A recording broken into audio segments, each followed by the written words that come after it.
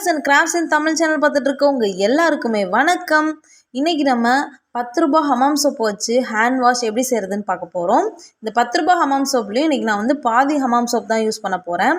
ரொம்ப ஈஸியாக அந்த ஹேண்ட் வாஷ் வந்து எல்லாராலையுமே செய்ய முடியும். ஸோ வாங்க இன்றைக்கி வீடியோக்குள்ளே போகலாம். ஃபஸ்ட்டு பார்த்திங்கன்னா நம்ம ஹமாம் சோப்பை வந்து பொடியாக நம்ம வந்து நறுக்கிக்கணும். கேரட்லாம் துருவாங்க இல்லையா, அந்த மாதிரி கட்டையில் வச்சு திருவிக்கிட்டாலும் சரி, இல்லைனா நான் கட் பண்ணுற மாதிரி இந்த மாதிரி கட் பண்ணாலும் சரி தான். இப்போ நம்ம இந்த ஹேண்ட் வாஷ் செய்கிறதுக்கு யூஸ் பண்ண போகிற பாத்திரம் எல்லாத்தையுமே வந்து நீங்கள் தனியாக வச்சுக்கணும். அதை வந்து திரும்ப குக்கிங்க்கு யூஸ் பண்ணக்கூடாது. அந்த ஸ்மெல் வந்து போகவும் போகாது. அதனால் ஏதாவது பழைய பாத்திரம் இருந்தால் எடுத்துக்கோங்க.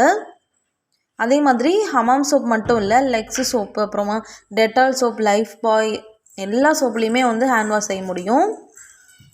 உங்களுக்கு பிடிச்ச சோப்பு வந்து நீங்கள் எடுத்துக்கலாம். நான் இன்றைக்கி ஹமாம் சோப் வந்து எடுத்திருக்கேன். இன்றைக்கி நம்ம ஒரு 3/4 லிட்ரு போல் தான் ஹேண்ட் வாஷ் வந்து செய்ய போகிறோம்.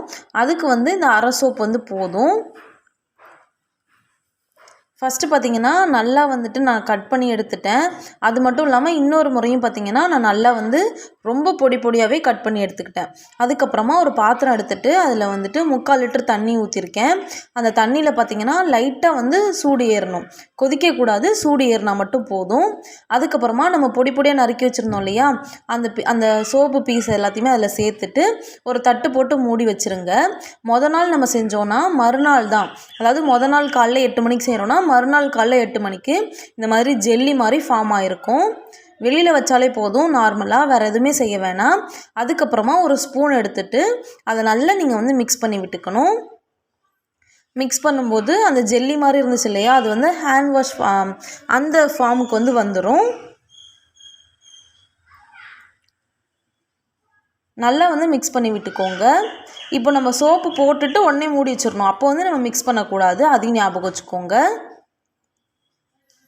ஸோ ஃபுல்லாக நம்ம மிக்ஸ் பண்ணதுக்கப்புறமா நம்ம ஹேண்ட் வாஷ் டப்பா இருக்கு இல்லையா, அதில் வந்து நம்ம ஃபில் பண்ணி வச்சுக்கலாம். இல்லைனா வாட்டர் பாட்டிலில் கூட ஃபில் பண்ணி வச்சுக்கலாம்.